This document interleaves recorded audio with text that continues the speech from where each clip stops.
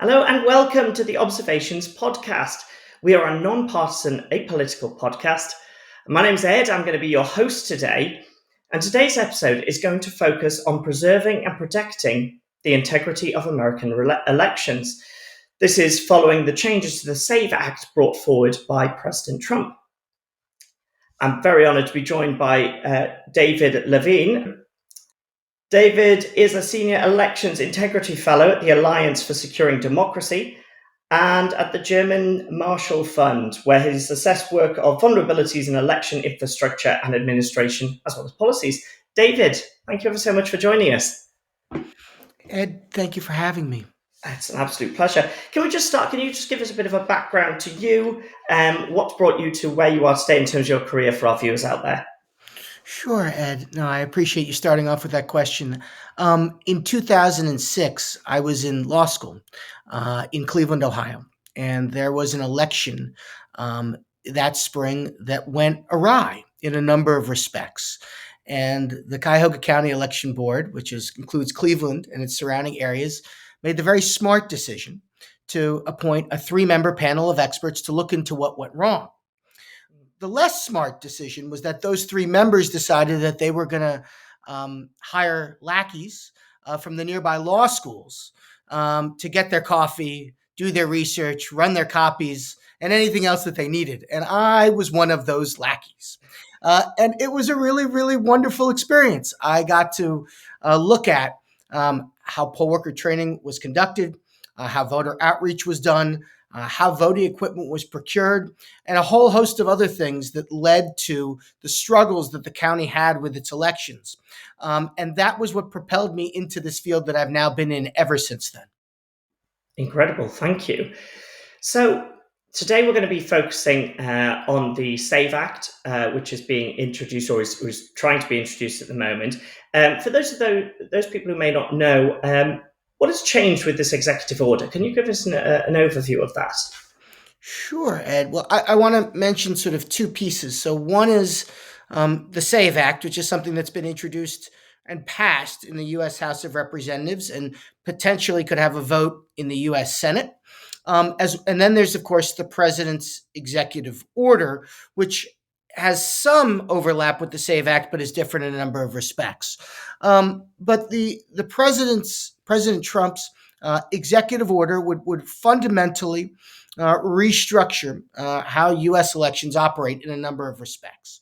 So to back up for our listeners, right, at least in the United States, elections are primarily in the domain of the states, and then Congress has the authority to be able to come in and also regulate elections. And they primarily do that through the introduction and adoption of laws, but they can also do that through hearings and delegation of power to certain federal agencies, like the U.S. Election Assistance Commission. What's interesting about President Trump's executive order is that the president, frankly, has large authority or broad authority to act in a number of places. And, probably some of your listeners have heard about some of those actions. The president traditionally enjoys broad authority to act with regards to tariffs. The president enjoys broad authority to act with regards to immigration. The president enjoys broad authority to act with regards to the use of the military. Now, irrespective of whatever you think of the president's actions in those places, right, the president does enjoy broad authority, though there, of course, are questions because of what the president has done as to whether he's overstepped his authority in those domains. What's different and interesting about elections is here, the president actually has very little authority. And the president yet is taking a very big swing through his executive order. The president is trying to be able to, in some cases, make fundamental changes to how elections are legislated, and in some cases is talking about making fundamental changes to how elections are administered. And I think that's part of the reason why we've seen a tremendous amount of litigation thus far. I think with regards to the SAVE Act, we see right now in Congress efforts to be able to legislate in a way that I think very clearly Congress has a role to act. But I think there's an interesting question as to whether or not that legislation will pass, because in the U.S. House, there's a narrow majority of Republicans, and that enabled that legislation to pass. And while Republicans control the United States Senate, that legislation needs to overcome a filibuster if it's to make it to the president's desk. And in order to overcome a filibuster in the U.S. Senate, you need 60 votes, which means that Republicans will need support from at least a handful of Democrats in order to get that legislation. And so that, I think, broadly speaking, is a bit of a difference between the SAVE Act as well as the president's executive order. I think one of the other things that I think is fascinating about the interplay of these two initiatives is that the Supreme Court has ruled on something called the major questions doctrine. And what we've seen in the last administration with the President Biden was there were instances where the courts held that the president was trying to delegate authority to agencies where the courts found that this was something that was such a major issue that, in fact, it should be Congress that gets involved. And the courts ruled on this with regards to climate change. They ruled on this with regards to they did it with regards to education and other initiatives. And what is actually interesting here is even if the president might theoretically be able to engage in this executive order, there's a real question about whether he's actually able to do this in light of the fact that Congress has made very clear that they want to act here and through the SAVE Act. And so there are a whole host of hurdles, but I want to leave it there because I know there's probably a whole lot of places we could take this conversation. No, that's absolutely fascinating, and thank you for that. So based on that, if this does go through, if this does happen, and they want to, there's pushback on this, is it Congress, the courts? How would you see that evolving? Who would get involved? Well, I think that the final arbiter for much of this, whether it's the SAVE Act and parts of the legislation that could get challenged, or the president's executive order, will be the courts. And you know, regardless of where you are on the political spectrum, I think everybody would agree that that President Trump, came into office thinking he had a mandate to radically re-alter large segments of American society, and clearly, he wants to do that in a whole host of places, including with regards to elections.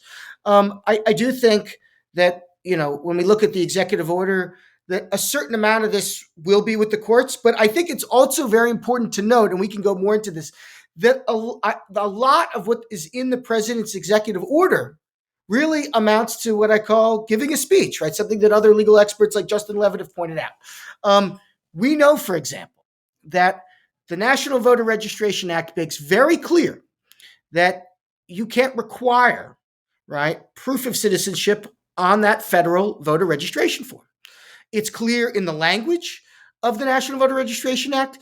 It's also clear in the conference committees in the U.S. House and the Senate that resolved this bill. They looked at this explicit issue and said that attestation was going to suffice. And of course, after the insurrection or the targeting of the U.S. Capitol in 2021, Congress took a look at the Electoral Count Reform Act and chose, frankly, not to wade in to some of these issues further. And so, what's interesting there is that a lot of what is in the executive order amounts to sort of the president's preferences.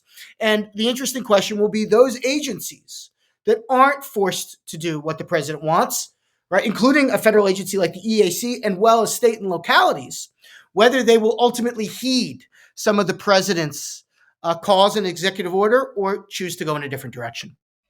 That's really interesting. It's great. And as you say, there's loads we can go into there.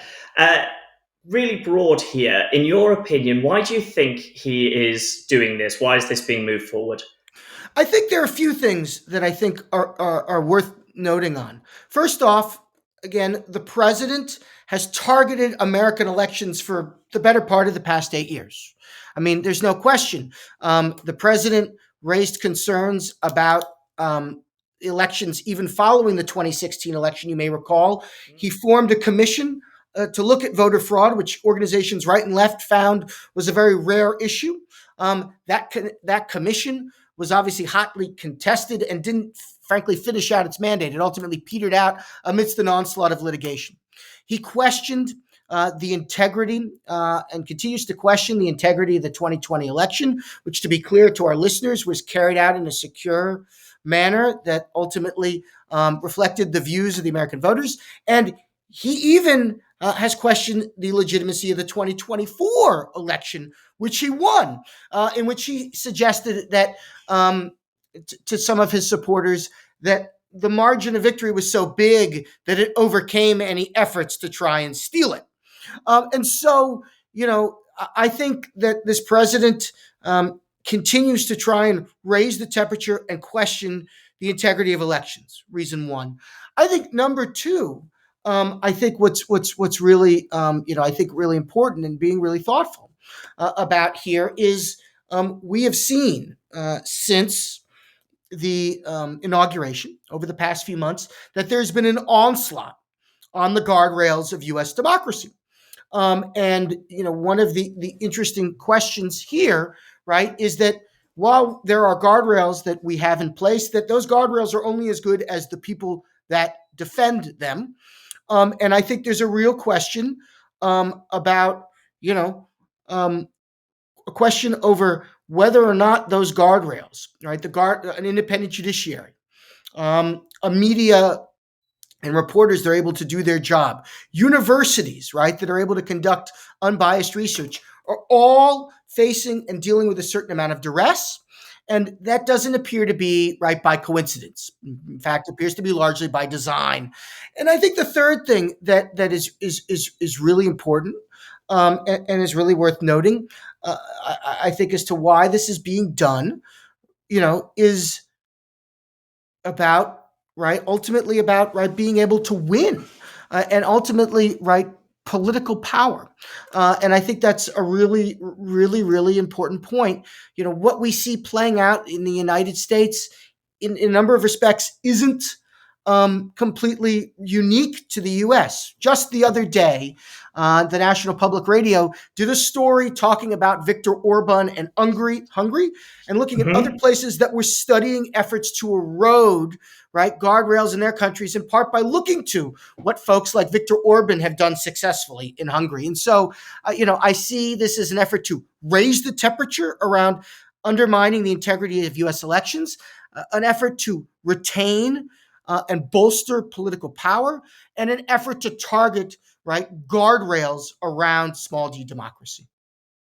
Yeah, that's really interesting. And actually, that's one of the key phrases coming through from this act. The White House believes that the United States lags behind other nations in enforcing basic and necessary election protections. Can you give any examples, or do you know of anybody that the states are currently lagging behind currently under current legislation? Well, I hopefully, if this doesn't answer exactly what you're asking, please feel free to follow up. But I think one of the things that's fascinating about the executive order, is that in some instances, the citations to those countries aren't quite right. We just look at the example of Sweden, right? Sweden only allows, by mail voting to those that are overseas. In fact, if you're a local, you live within Sweden and you can't get to the polls, early voting or in person, you got to vote by proxy. Does that mean that the White House really is sort of supportive of moving to proxy voting in the United States?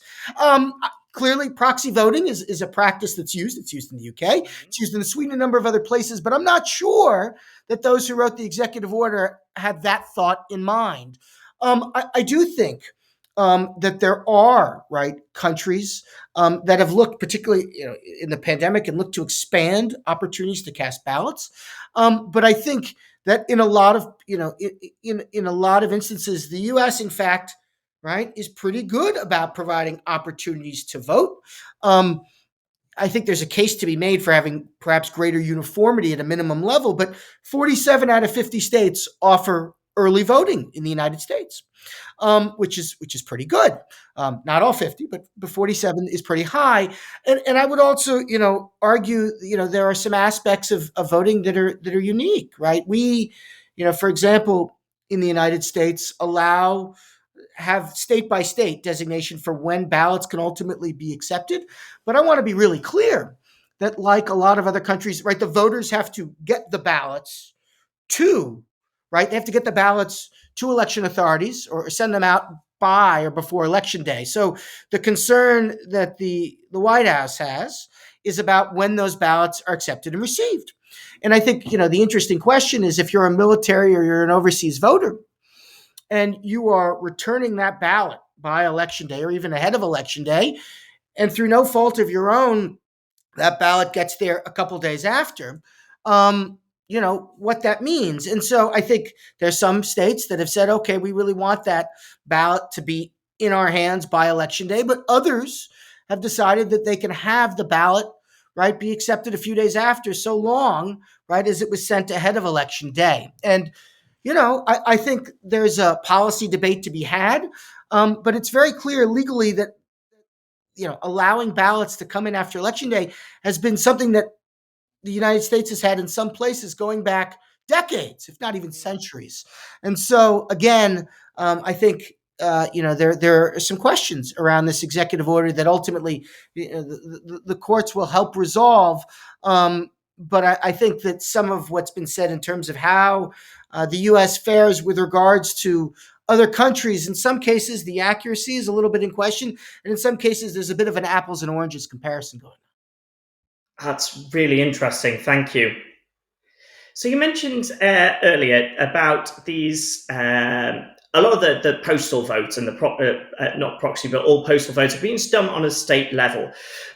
Looking at the SAVE Act, that introduces voter eligibility requirements at a federal level. Yet the US Constitution historically leaves this decision up to the states. Now, does this overstep congressional authority, in your opinion? I think ultimately, I think that Congress has a role to play here. I think that, there is provisions that allow Congress to act. I think ultimately what we see from the SAVE Act on a legal level, right, will help determine the nature of any legal challenges, right? Presuming that the SAVE Act is to pass and somehow make its way past the U.S. Senate. But I do think, to a point that you have made, is that states have taken the lead on this. And, this is not necessarily a partisan issue, right? We just saw the other day the former Republican Secretary of States of Alabama, John Morrill, and Kentucky, Trey Grayson, that weighed in and talked about being able to allow states, right, to do this, both from a legal but also a policy view.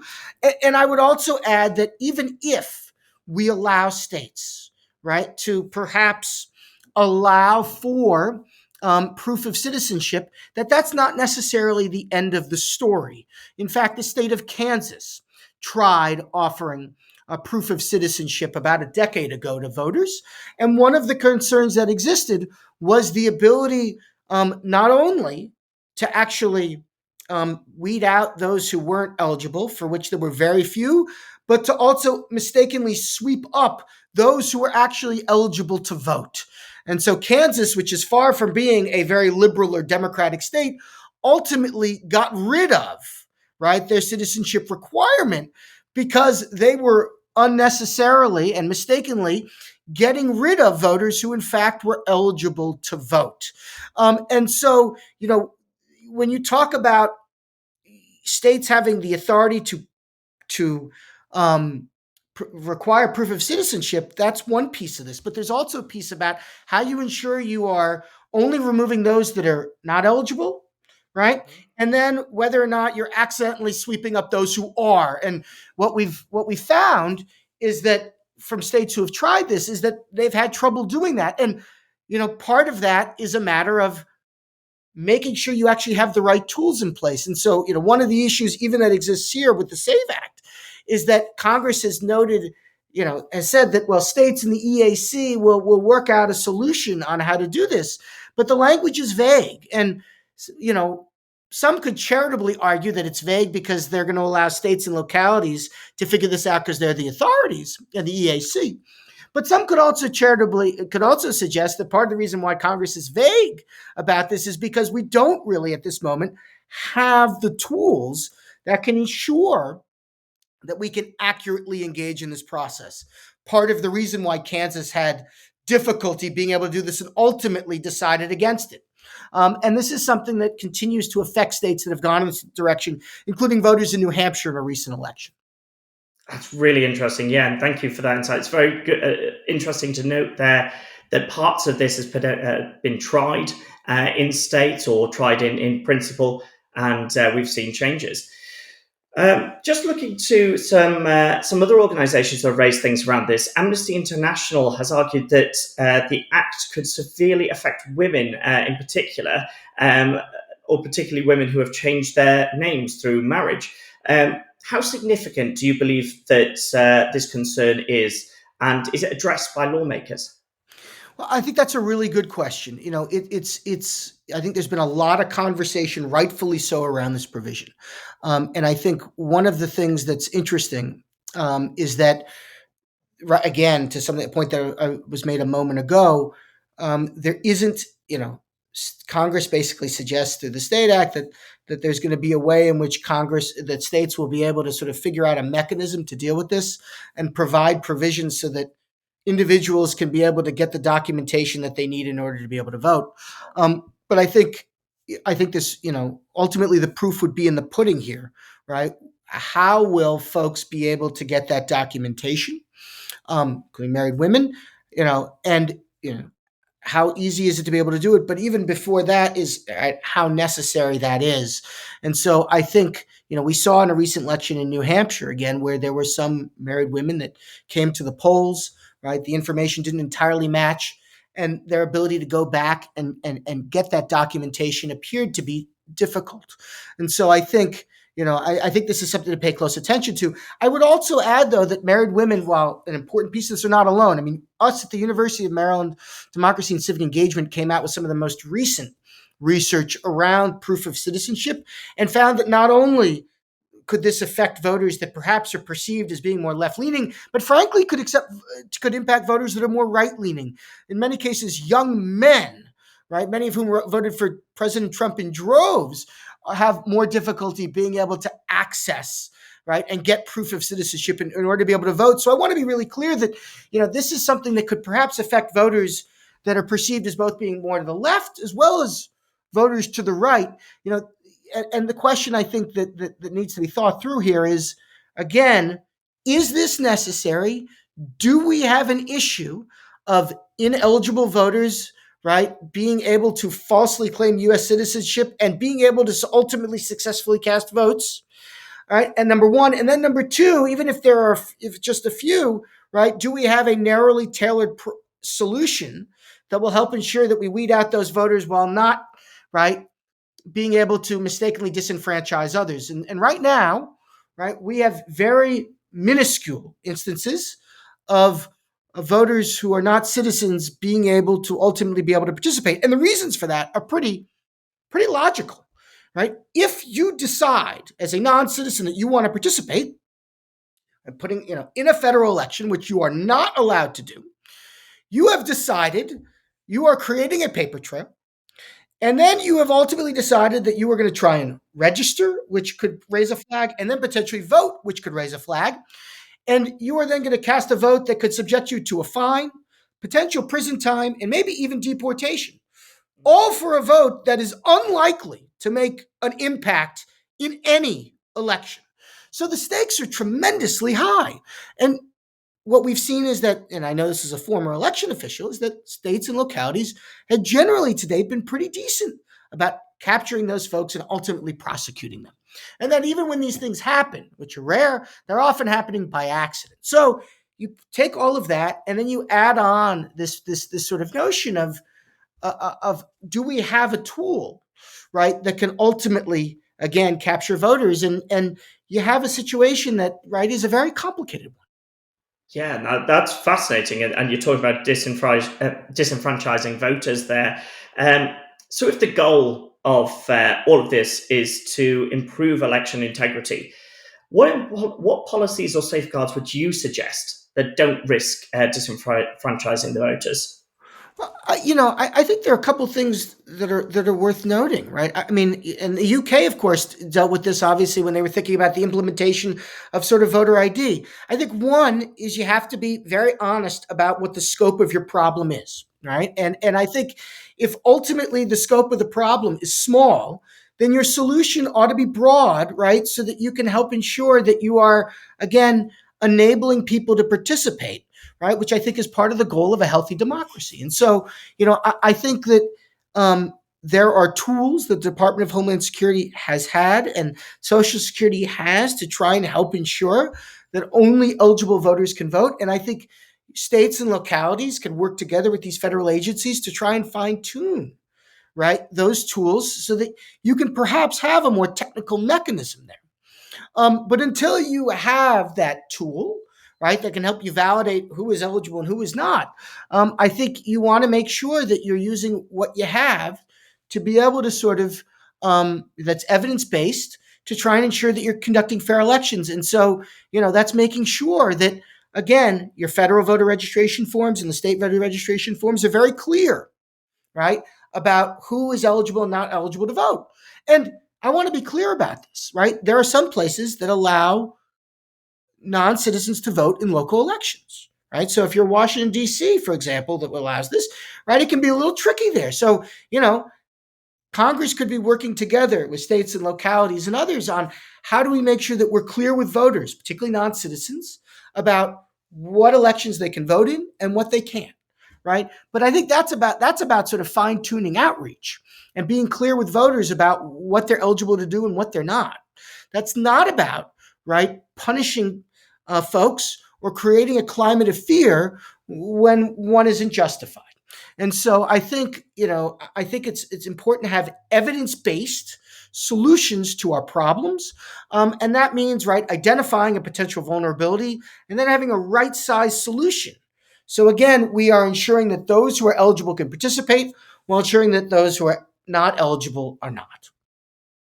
Brilliant, thank you. Final few questions from me. Does this piece of legislation going through the executive order, does this affect election observation in the USA? That's a really good question. Maybe I have to come on to a different episode to sort of look through that to sort of figure that out. We'll definitely have you back. To sort of do this, but I would say a couple things. So one is I'm not aware of any provisions at this time that directly get at that issue, but I think a couple things raise questions for me.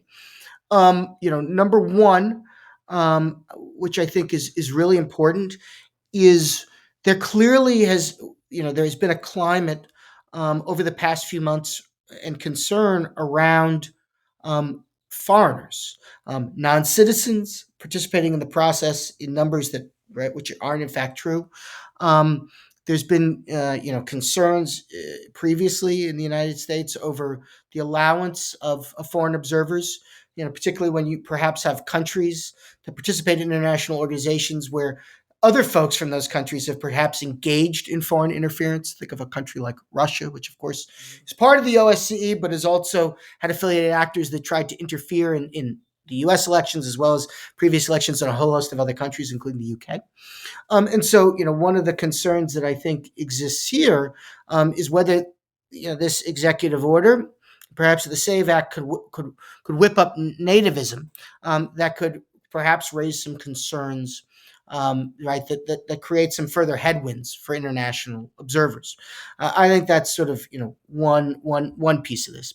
I think the second thing that's worth noting is that while the U.S. Department of State has traditionally, right, sent a letter allowing for international observers, as democracy volunteers and others know, ultimately election observation is allowed from state to state, as well as, by the way, from locality to locality. And I think that remains true here. And so, in the same way that when the president, any president, Republican or Democrat, tries to legislate on elections, right, in a significant way, the president doesn't really have a lot of power there. So, I think, they can make lots of statements with their preferences, but ultimately, I think that election observation, like the administration of elections, will continue to fall, right, those decisions to states and localities. But one of the things I think that will be interesting to sort of see is that, if you're elections administrators and you are trying, for example, let's say you suddenly feel like you need to follow the president's directive in his executive order around suddenly procuring a new piece of voting equipment. That would be a very difficult feat to do. In terms of the funding, it would be a very difficult feat to do. And perhaps if you wanted to comply with the Voluntary Voting System Guidelines 2.0, and if you were doing that shortly ahead of an election, that would present perhaps a number of challenges, not only for those election officials, but for observers, right? Who are then trying to observe a new piece of equipment with election officials who are less familiar with it. So I think there are a number of indirect possibilities here, but I think again that election observation remains in the U.S. primarily in the domain of states, and in some cases localities, and unless something drastic were to happen, that is likely to remain going forward. That's really good. No, thank you. Final question that our viewers will no doubt be asking: what happens next? Where does this go? No, I think that's a really good question. And I think it actually goes to, perhaps I've raised in this podcast a number of potential concerns with the executive order.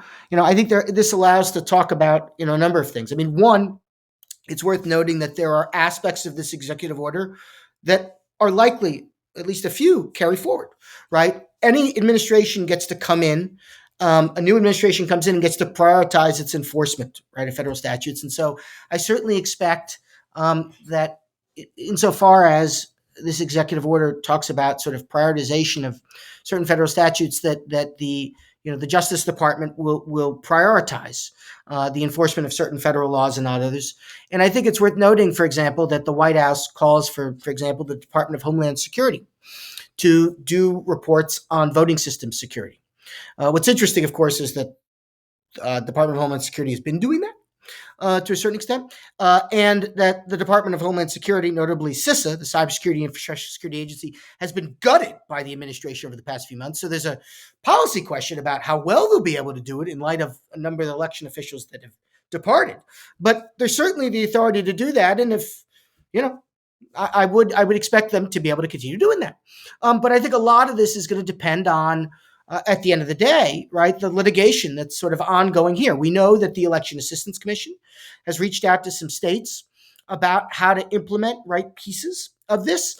And ultimately, I think, that sort of remains to be seen, right? We know, for example, that if the EAC, which is, of course, a bipartisan independent agency that derives its power from Congress through the Help America Vote Act, if they decided that they wanted to take the president's suggestion, right, because it's not, the president can say what they want about the EAC, but they don't. The EAC is an independent agency, gets its power from Congress. Let's say, the EAC says, states, you're going to get your new voting system. You're going to decertify your old systems and certify new ones to VVSG 2.0. There are a couple of things that are worth noting. One, these are voluntary voting system guidelines, right? So they're not compelled to do this. Now, there are a handful of states that have said in state law that they're going to require and follow these guidelines. And that's because the EAC has some technical expertise and has been pretty decent on this up to this point. But states, if they felt, right, that suddenly they were being asked to comply with guidance to procure new voting systems in a short period of time, and they don't have the money for it, could probably simply decide, I don't think this isn't what I signed up for. We're going to go our own direction. And so again, I think that's a long way of saying that, some of this depends on how courts rule. And some of this depends on, again, what agencies that are being tasked through this executive order, like the EAC, as well as states decide that they want to do in light of this language. In terms of what happens with Congress and the SAVE Act, again, some of that I think is going to be a function of, number one, whether this legislation goes through. And I want to underscore that I think part of the reason why this executive order moved forward, right, in spite of this legislation going forward, and we talked about why that's a legal potential issue, is that the White House and others recognize that this legislation probably won't go through the Senate. It probably doesn't have the support. So, I think that the folks' attention is rightfully focused a little more on the executive order. And again, I expect a lot of litigation here. And I think the question that I think we'll be looking toward is a lot of what's in here, which I think in many cases are potential overreaches for the executive.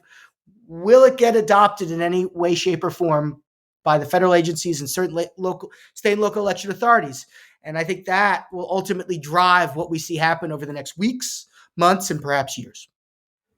Fantastic. I mean, David, this has all been so fascinating. I know all of our listeners will have really enjoyed that, and hopefully we'll get to catch up with you again in the near future on another episode. Absolutely. But as you said, there's lots to unpack there.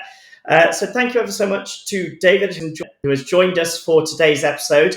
And we hope that you will join us again next week when we'll be launching our next podcast. Thank you ever so much for having us.